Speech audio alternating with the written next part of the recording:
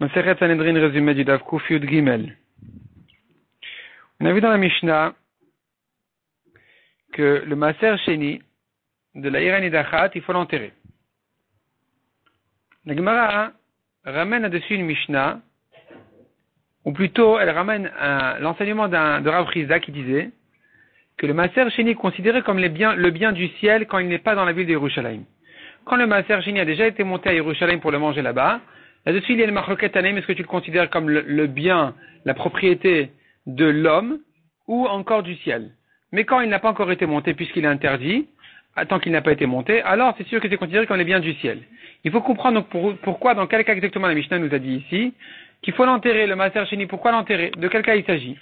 La Gemara, après une grande recherche, arrive à une conclusion de dire qu'il s'agit en fait d'un Maser Sheni qui est monté à Yerushalayim. Et on devrait dire, mais alors c'est comme ça, pourquoi l'enterrer? Tiens qu'à le manger. Ça y est, il est déjà saisi par la Kedusha de Yerushalayim, par les murailles de Yerushalayim. Et la Gemara répond, en fait, il s'agit que les murailles de Yerushalayim sont tombées ensuite. Et donc, puisque les murailles sont tombées, elles n'ont plus la force de saisir la Kedusha du Maser Sheni et de considérer que ça appartient à Yerushalayim et que ça peut être mangé et tout ça. Et donc, dans ce cas-là, on ne peut plus le manger, c'est pour ça qu'il faut l'enterrer. On a vu encore dans la Mishnah, les livres de Kodesh, il faut aussi les enterrer, on ne peut pas les brûler. La Gemara dit que selon Rabbi Eliezer, même une mezouza va sauver la ville entière. Puisqu'on ne peut pas la brûler, alors on ne brûlera plus rien dans la ville, ça ne sera plus une Ira Nidachat. Notre Mishnah ne pense pas comme ça, elle pense qu'on enterre les livres de Kodesh. On a vu encore dans la Mishnah une marloquette, est-ce que la ville à Nidachat, une fois qu'on l'a détruite, est-ce que elle va rester en ruine complètement, ou bien on peut faire là-bas des jardins et des vergers? La Gemara explique la raison de chacun des Tanaïm selon les drachas des Psukim. La Gemara ensuite ramène une halakha concernant la ville de Yericho. La ville de Yericho, on n'avait pas le droit de la reconstruire du tout.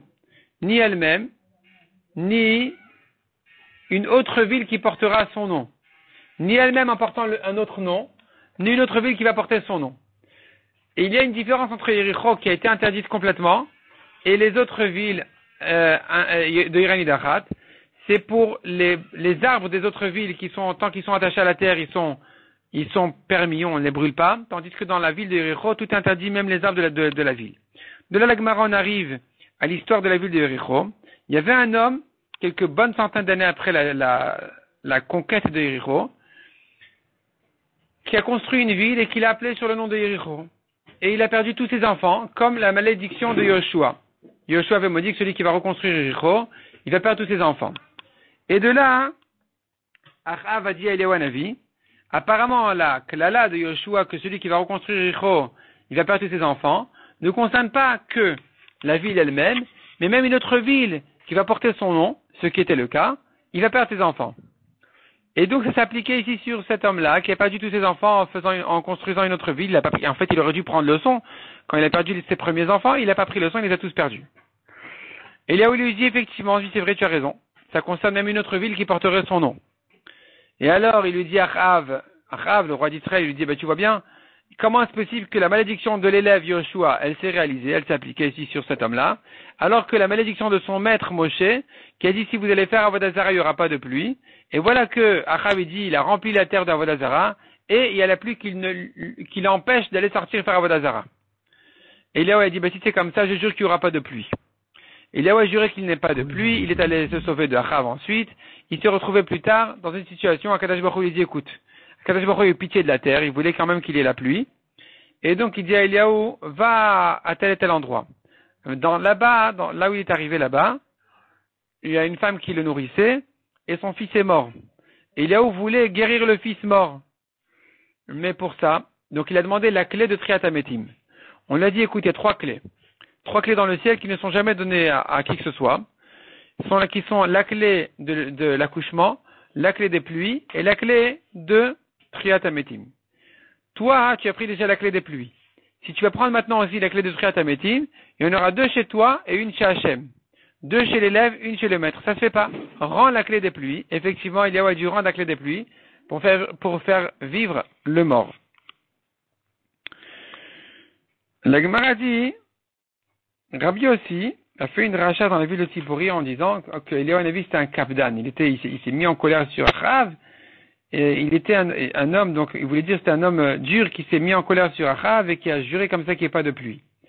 Eliyahu qui avait l'habitude de venir chez Rabbi Yossi, il n'était pas content de ce que Rabbi Yossi avait dit comme ça dans sa dracha, et du coup il a arrêté de le voir pendant 3 jours. Quand il est revenu après, il lui a dit, Rabbi Yossi, pourquoi tu n'es pas revenu? Qu'est-ce qui s'est passé pendant 3 jours et tout? Et il lui a dit, parce que tu m'appelais Kapdan. Tu m'appelais comme ça un homme ponctuel, un homme dur. Il a dit, tu vois bien que tu es dur. Tu vois bien que maintenant, parce que j'ai dit sur toi ça, que tu es Kapdan, tu n'es pas revenu me voir pendant 3 jours. La Gemara dit encore, on n'a pas le droit de profiter donc de la ville, d'une ville de Irani Dachat qui a été détruite, comme ça il faut la laisser en ruine, on ne peut pas en profiter. Et de là on apprend que tant qu'il y a les Réchaïm au monde, c'est la colère au monde. La Gemara dit qui sont les Réchaïm, c'est les voleurs. Les voleurs comme celui-là qui prend de la ville qui a été mise en Kherem, une ville qui a été interdite, et la Torah dit mettez-la en Kherem, mettez-la en ruine, laissez-la comme ça, afin que Hachem revienne de sa colère. Donc tu vois que celui qui ne respecte pas les lois concernant l'argent qu'il n'a pas le droit de toucher, eh bien, il met la colère au monde. Donc les Réchaïm amènent la colère, la mort des Réchaïm enlève la colère. La mort des Tzadikim amène les malheurs, et la venue des Réchaïm au monde amène le bonheur. Et avec ça, on finit, Baruch Hashem, Masechet Sanhedrin, Mazal Tov à tous ceux qui ont tenu le coup tout au long de Masechet Sanhedrin, qui ont mérité de finir cette grande Masechet. De là, on va commencer Bezrat Hashem Masechet Makot. Masechet Makot, qui est une Masechet bien plus courte, d'une vingtaine de dapim, qui va traiter les halachot d'abord des faux témoins, et puis ensuite, deuxième Pérec qui va traiter celui qui a tué Beshogeg, il est Chayav Galout, dans quelles conditions, il va dans les villes de refuge et tout ça. Et le troisième Pérec, qui est, comme son nom l'indique, de la Masechet Makot, ce sera le Pérec de Malkut, qui c'est qui est Chayav Malkot, dans quelles conditions et de quelle manière on lui applique cette peine-là de la Malkot. Donc ça, on verra Bezrat Hashem dans Masechet Makot à partir de demain.